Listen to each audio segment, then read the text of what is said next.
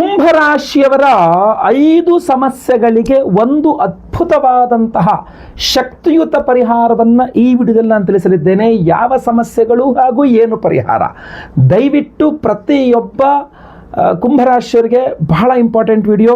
WhatsApp, Facebook, messenger, Telegram, Instagram ಎಲ್ಲ ಕಡೆ ಸಾಮಾಜಿಕ ಜಾಲತಾಣಗಳಲ್ಲಿ ವಿಡಿಯೋನ ಶೇರ್ ಮಾಡಲಿಕ್ಕೆ ಮರಿಬೇಡಿ.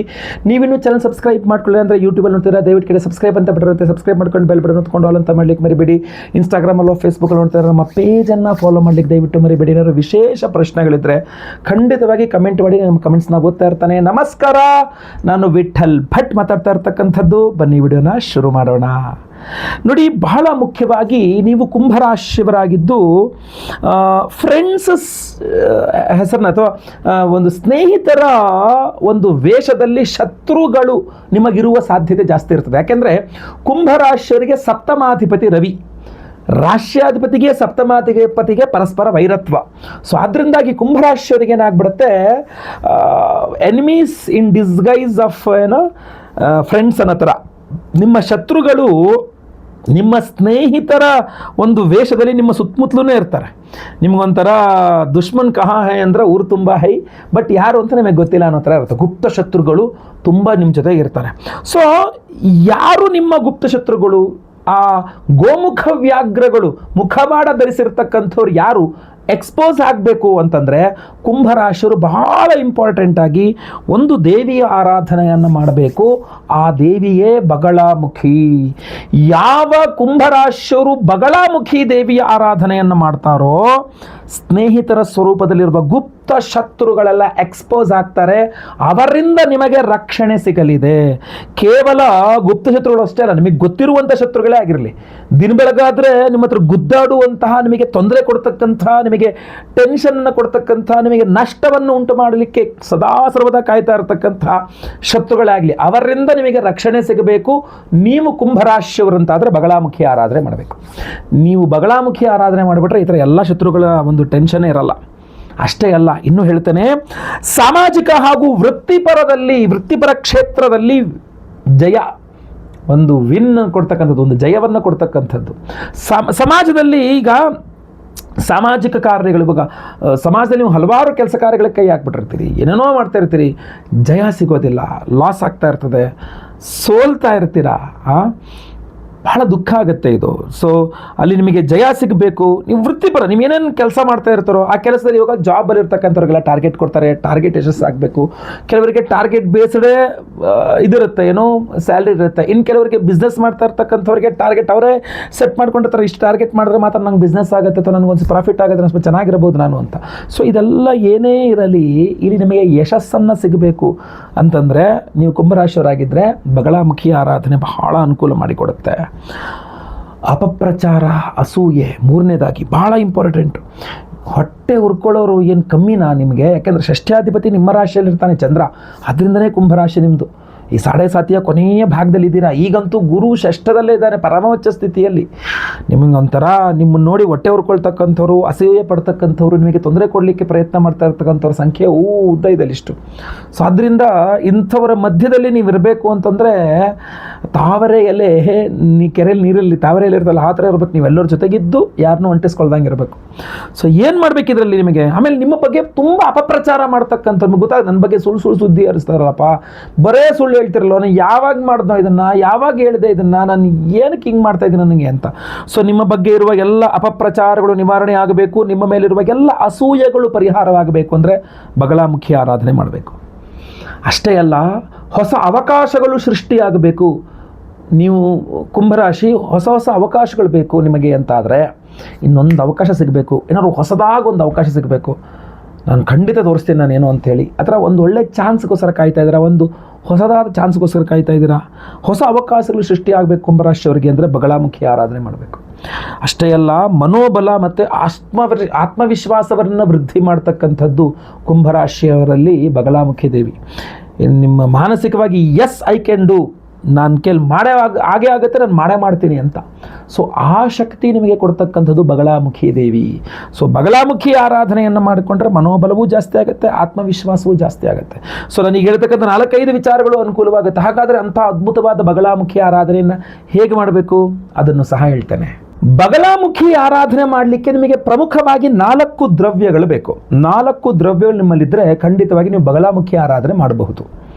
ಆ 4 ದ್ರವ್ಯಗಳಾದಂದರೆ, ಒಂದು ವೀಳ್ಯದೆಲೆ ಚೆನ್ನಾಗಿರಬೇಕು, ಯಾವುದು ಗಾಯ ಕಲೆ ಇತ್ಯಾದಿಗಳಾಗದೇ ಇರತಕ್ಕಂಥ ಚೆನ್ನಾಗಿರುವ ವೀಳ್ಯದೆಲೆ 2.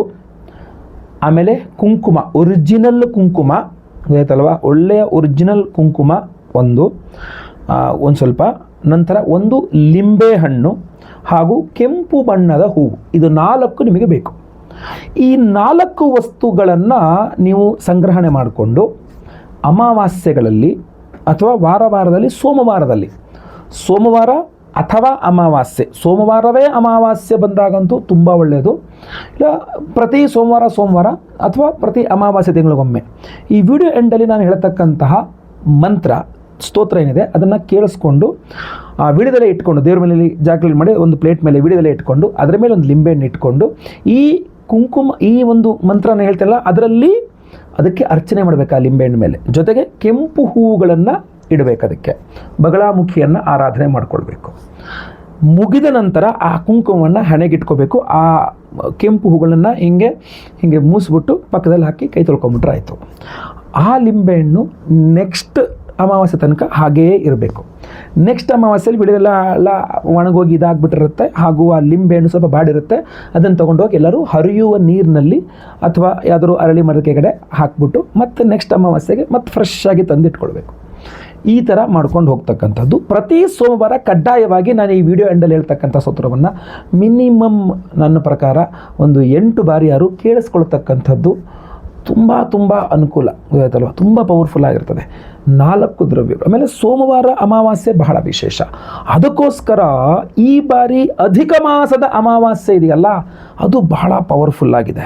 ಈ ಬಾರಿ ಜೂನ್ 15ನೇ ತಾರೀಕು ಅಧಿಕ ಮಾಸದ ಅಮಾವಾಸ್ಯೆ ಅನ್ಬೋದು. ಈ ಅಧಿಕ ಮಾಸದ ಅಮಾವಾಸ್ಯೆ ಸೋಮವಾರದ ದಿವಸ ಬಂದಿದೆ. ಸೋಮವತಿ ಅಂತ ಕರೀತಾರೆ.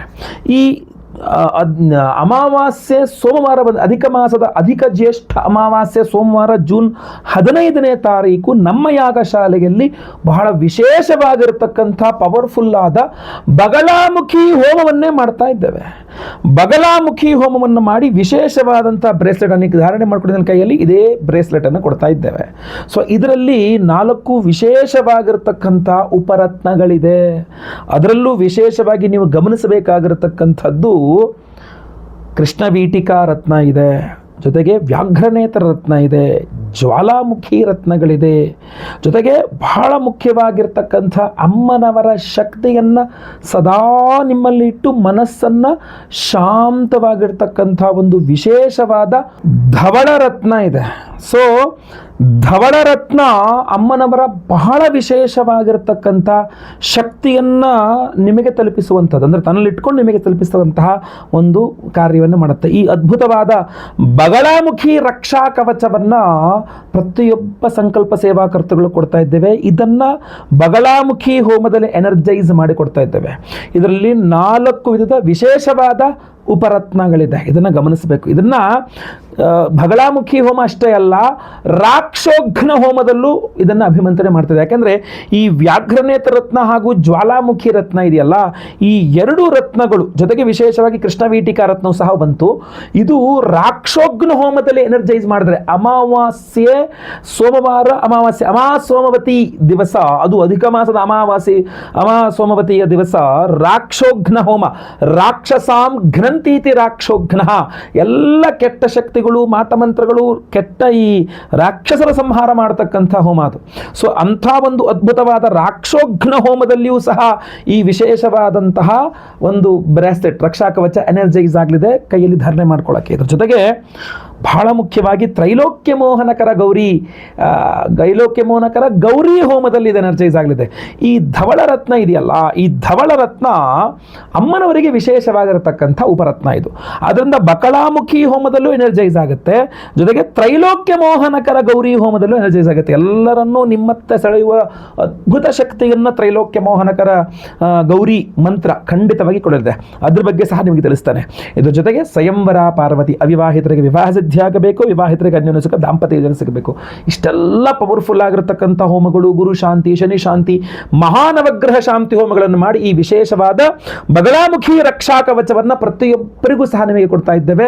ಸಂಕಲ್ಪ ಸೇವೆಗೆ ಹೆಸರು ಕೊಡೋರು ಸ್ಕ್ರೀನ್ ಮೇಲೆ ಕಾಣುವಂಥ ನಂಬರ್ಗೆ ನಿಮ್ಮ ಹೆಸರು, ಗೋತ್ರ ಗೊತ್ತಿದ್ರೆ, ನಕ್ಷತ್ರ ಗೊತ್ತಿದ್ರೆ, ರಾಶಿ ಗೊತ್ತಿದ್ರೆ ಹಾಗೂ ನಿಮ್ಮ ವಿಳಾಸ, ಹೆಸರು ವಿಳಾಸ ಗೊತ್ತೇ ಇರುತ್ತೆ. ಸೊ ದಯವಿಟ್ಟು ಬೇಗ ಬೇಗ ವಾಟ್ಸಪ್ ಮಾಡ್ಕೊಳ್ಳಿ.